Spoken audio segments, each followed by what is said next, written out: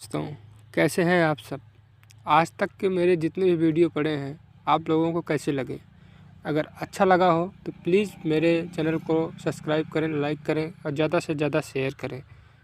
तो आज हम बात करते हैं ब्रह्मांड के बारे में। ब्रह्मांड अपने भीतर न जाने कितने रहस्यों को छुपाए हुए है जिन्हें आज तक विज्ञान भी ठीक ढंग से समझ नहीं सका।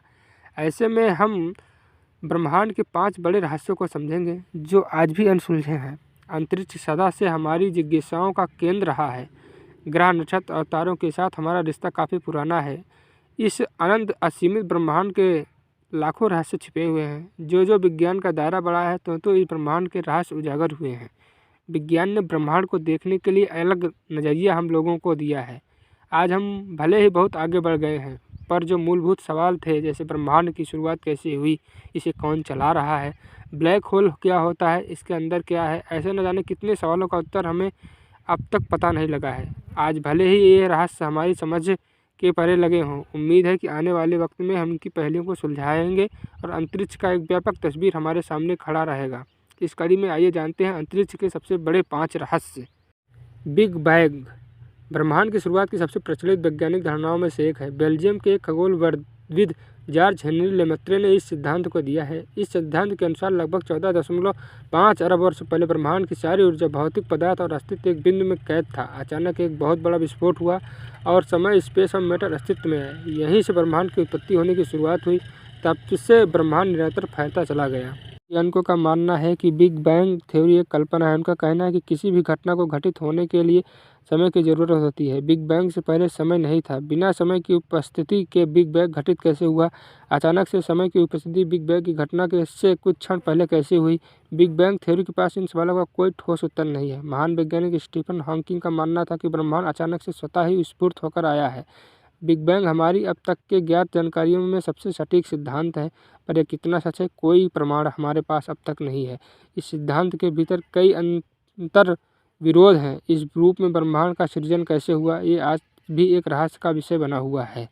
अंतरिक्ष का 95% हिस्सा डार्क मैटर और डार्क एनर्जी से मिलकर बना है। बाकी का 5% हिस्सा भौतिक पदार्थों से। इनमें ग्रह, नक्षत्र, तारे ये सभी आते हैं जो हम देख सकते हैं। वैज्ञानिकों का मत है कि डार्क मैटर और डार्क एनर्जी ही वह कड़ी है जिसे पूरे ब्रह्मांड को एक सिलसिलेबद्ध ढंग से बांध रखा है। डार्क मैटर ऐसे पदार्थों से मिलकर बने हैं जो लाइट को अब्जॉर्ब, इमिट और रिफ्लेक्ट नहीं करते।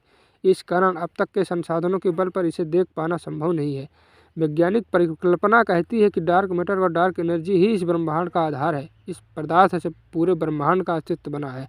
इन पदार्थों की कोई विकसित समझ हमारे पास अब तक नहीं है। इनको समझ पाने का कोई ठोस आधार भी अब तक हमारे पास नहीं है। इस बात से कोई इनकार नहीं कर सकता कि इन पदार्थों का अस्तित्व नहीं होता।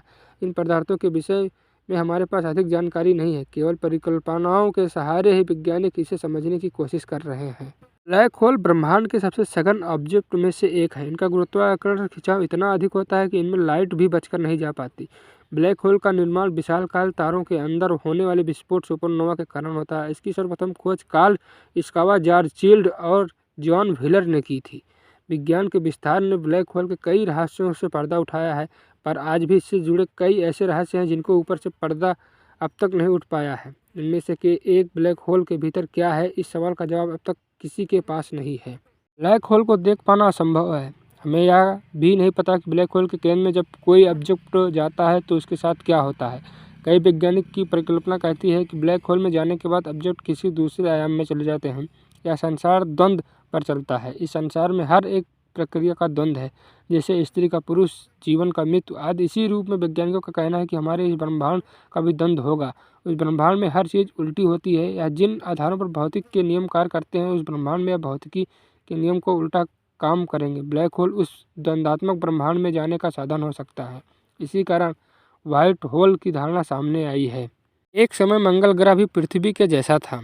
वहाँ पर भी बड़े बड़े समुद्र और जलधाराएं थी। वैज्ञानिकों का मानना है कि करोड़ों साल पहले हुए गुरुत्वाकर्षण हलचल के चलते ही इसकी मैग्नेटिक फील्ड कमज़ोर हो गई। इस कारण सतह से सारा पानी भाप बनकर उड़ गया होगा, या फिर सतह के भीतर ही ठंडा होकर जम गया होगा।